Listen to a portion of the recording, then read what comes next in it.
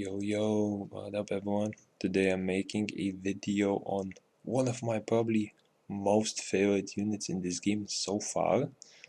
He's a little harder to obtain, however if you do hit him, make sure to build him as he's amazing at what he does. And what I'm talking about is this little boy here. This is Croa, the Dark Harg, and he is a 4-star unit, so you do need to summon him from either a light and dark scroll or be really lucky to summon him from a regular scroll like mystical or a legendary one. However, if you do get him, make sure to watch this video and make sure to build him and start using him if you haven't already, as he's amazing at what he does and he really improves both your potential as well as your teammates. So starting first of all of where he is used, so he's pretty much a PvE only unit, and he's mostly used in raids, and this is due to the player limit that is current in raids. So he is decent in dungeons, however for dungeons, as you are the only player entering them, you only have 3 units to pick, meaning that uh, while he's still useful, his usefulness diminishes a little bit because of a precious what you call monster spot wasted, and you only have other 2 monsters to make a good team. So in most cases for dungeons, you should be better looking by bringing a defense breaker and 2 damage dealers, or a combination of that. But for raids, he's an amazing top tier unit for them, because first of all, not only you buff your team, but you buff the other 2 players on your team. So I'm talking of course about the 3-player raids. And the buffs he gives are super amazing, and all of them are super useful for raids as well. So first of all, first skill, it does nothing, it only has a decent multiplier, but it's not the focus of his kit. His third skill, Owl's Hood, so it has a 24-second cooldown, and it applies attack speed up, precision up, and crit rate up to all nearby allies. And it applies a level 2 effect, meaning that once he buffs, you get a 30% attack speed buff, you get 40% more precision, and you get 40% more crit rate up. So all 3 of these buffs are extremely useful for raids.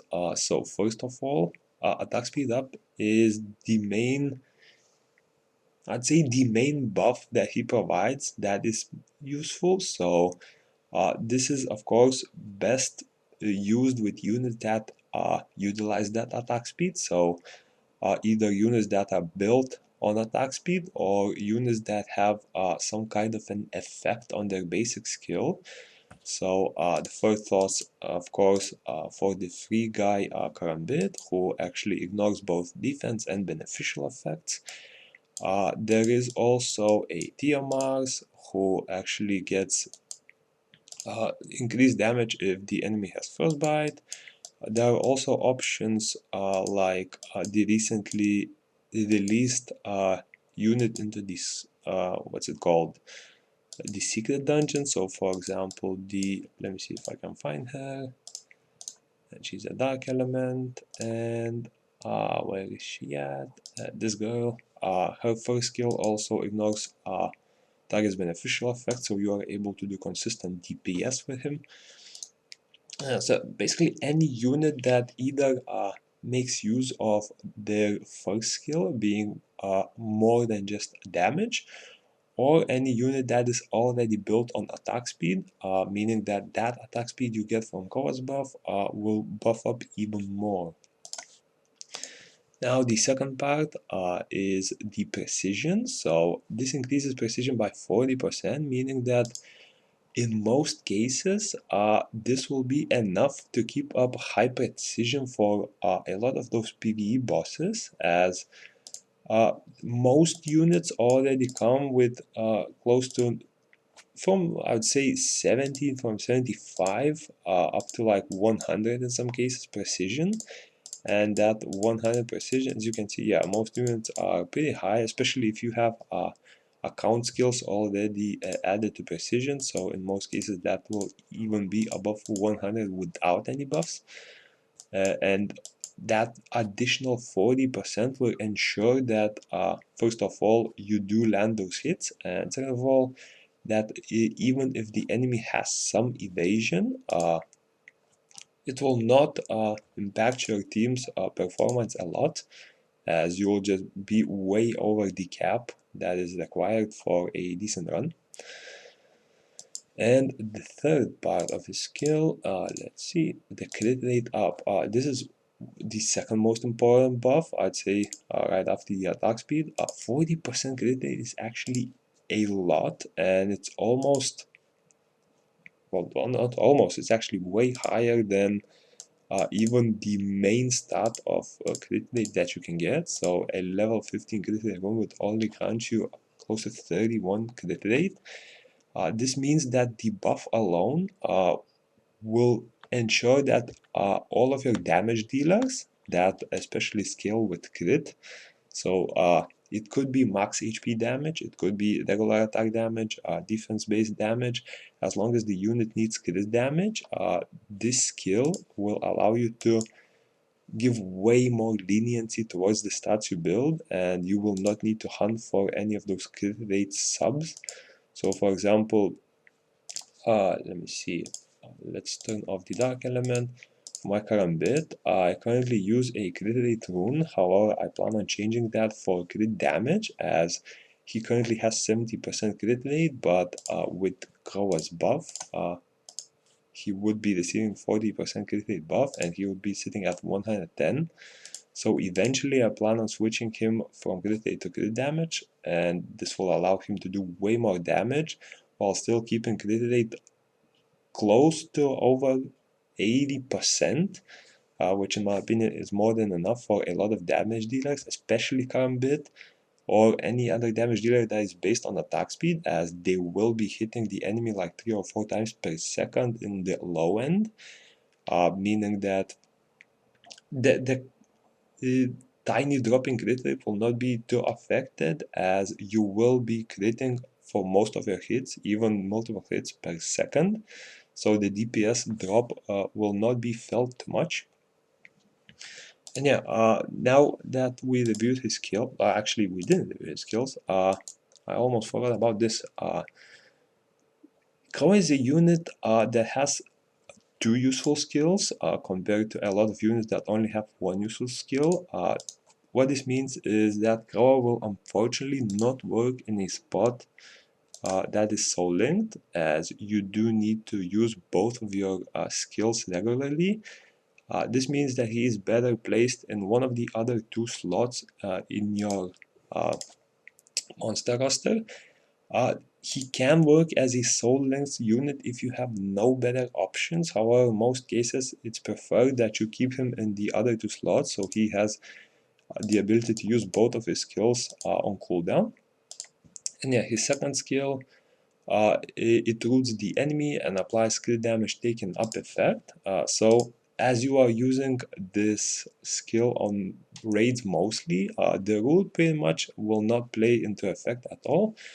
However, crit damage taken up, this effect is actually one of the best debuffs in the game in my opinion, and at level 1 it increases crit damage taken by 60%. So you're potentially looking at a solid 60% increase in damage alone, as long as you crit. Of course, if you do not crit, that average damage drop you do per second will drop a little bit.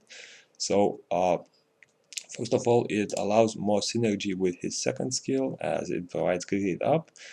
And second of all, it just allows your team, as well as the team from your, well, not team, the summoners from your team, to do more damage as well. And it's actually pretty clutch in most bosses, as a lot of the elite raids currently are pretty much damage checks. So for Mythos or the Naraka raid, you do have those phases where you need to do a lot of damage in a particular amount of time, so like 15 to 20 seconds. And this allows you to, in most cases, shortened that time by almost double. And in the current meta, from what I've seen, you are able to break that shield in several seconds actually. As long as you land these debuffs, the shields will be gone in 3 to 4 seconds if you have a decent team. So this definitely improves the raids a bit. And yeah, now for the showcase a bit. I actually have a recorded video. I mean, it was recorded around half a month ago, but I finally got around to making a KROA spotlight. So the teams we used here are not too fleshed out, but they are definitely decent. As you can see, even with safer teams like we do have a Konamiya, we do have a Helia or a Lin, which max HP damage isn't too great in raids. However, even with this team seemingly lacking some damage dealers, we were able to bang out the raid pretty easily. So first of all, of course, I use the Bastet as my soul link unit, as she only has one useful skill for raids, and I spam the attack buff instead of Croa, and Croa allows himself to first of all do those level 2 buffs, as well as land the crit damage taken up effect on the boss. And yeah, you can see that by the time the first phase comes up, even with a team that seemingly had very low damage, we were able to get the boss down to 73% before the arm drop, which is pretty insane in my opinion. We are struggling with the first arm a bit, as first of all the AI of my units was pretty poor and we didn't land defense break for a long time. But we beat the arm successfully as soon as Helia landed her debuffs. As you can see, the crit damage up also helped a lot with the damage. And yeah, even with this team, we were able to beat meters in around, seems like 1 minute 40. In most cases, raids now are taking 1 minute or less. So definitely don't use this particular run as a benchmark, only as a way to see how useful Croa is. And I also used him in Naraka. So this team is currently on the safer side. I no longer use Lulu in the regular boss phase, and instead I replace her with either Bastet or another damage dealer. But for this team, we had a pretty decent damage from my teams, as well as he had 2 Bastets. So I just went for Lulu for that extra healing, as we did not have any heals otherwise. And yeah, with this team, we also had no trouble beating the boss at all. So as you can see, right off the bat, Croa buffs up the attack speed, it buffs precision and crit rate, allowing way more damage to be dealt, as well as drops that crit damage taken up effect on the boss. And we'll see how much damage we actually did. Yeah, let me see where the boss buffs up his shield attack. This is of course before the change, so he does not have crit damage taken up, but invincibility instead.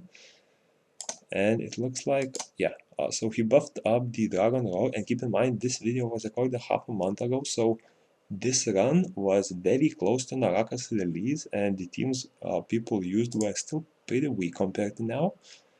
And you'll see that we actually broke through the shield in like what, the 5th or the 6th of the required time. So yeah, Croa's usability in Naraka is even greater than Meters, I would say, since Naraka requires way more attack speed units, and there are a lot more karambits or tier marks.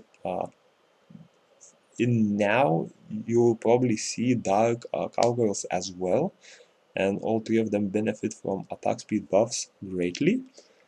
And yeah, once we beat this, this is pretty similar Naraka run. Of course, he buffs up the what's it called, those 3 seal stones, and starts spawning the elementals. At this point, I usually switch out my Dark Harg for Tractor, as I do want to use his stunning ability to deal with these elementals easier. But after these, once we protect the stone, I switch him back in, and we pretty much finish the run in most cases. As you can see, he did miss the damage taken up buff, but he did buff the other third skill on the whole team. And let's see the damage itself. Yeah, so everyone still had a freshly buffed Croa's third skill, and we dealt with the boss a little slower, but still decently fast for what I'd say is acceptable. So we beat him in just under half the time. We only had level 3 defense break and level 2 brand, and we did not unfortunately land that damage taken up, but even then the attack speed and crit rate helped a lot with the damage. And there was another phase here. It looks like, yeah, he just landed the crit damage taken up. Unfortunately, the buff was not present for half of the duration. He only buffed it now, but even then, we had no trouble beating the shield phase and got through the raid pretty easily. So yeah, the types of content where he's the best at is of course the raids. So we're talking the Elite Foggy Prison, Elite Whitechapel Castle, and Boiling Waterfall. In a Foggy Prison, make sure that before buffing his third skill, you are close to your team, as in this dungeon it's a little harder to be grouped up at one place, and in a lot of cases you might be split up and not affecting the whole roster when buffing with your third skill. So make sure you are close to your teammates before popping that buff, especially if Croa is in a solid slot. And yeah, for other users, I'd say I've tried him in Seal. However, in Seal, I found that Bernard in a lot of cases is a little bit better than Croa, as it also provides that movement speed, which is crucial for dodging Ruined Temple's attacks. So for most cases, Croa will only be used in raids. However, he is pretty useful in a lot of other content if you do not have other better buffer options, and you can make sure to also use him there, as he'll definitely not be bad. And last of all, for the runes, I currently have him on my Konamiya set, as I just didn't bother with building a new set for him overall. However, if you do not have a specific set that you can switch between units, so I myself switch Konamiya set between these two. If you want to build a separate set, the runes out of the command on him are pretty lenient, as he's only a support unit and he does not have any good attack scaling. The best runes, in my opinion, are a mix of Endure and Foresight. This will ensure that he can resist a lot of attacks as well as a lot of debuffs from the boss, such as stuns, roots, or stuff that could impact his supporting ability. If you do not have Endure or Foresight, other good options are of course Energy Guard, stuff like Focus, which would allow you to simply tank more damage as well as land the second skill a little bit easier for that route. And yeah, but the runes you use are definitely, the sets at least are definitely not limited, and you can go for even broken runes in most cases. You do not need assemble for him, as remember that his third skill does give a precision buff, meaning that at 40%, so like my current one already has 113%, he'll be getting another 40%. That will put him way over the regular precision cap, which in my opinion becomes a little bit of a wasted stat. So definitely don't go overboard with assemble if you have those ones, and try to focus on more either tanky or sort of endure foresight survivability runes.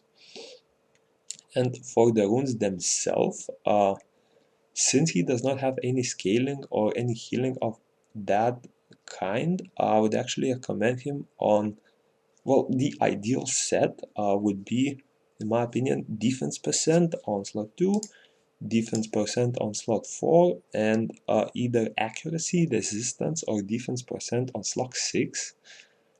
If you do not have the ability to do defense, that is completely fine, as other good options include HP percentage on either slot 2 or slot 4, or HP and HP on slot 6. So why defense over HP?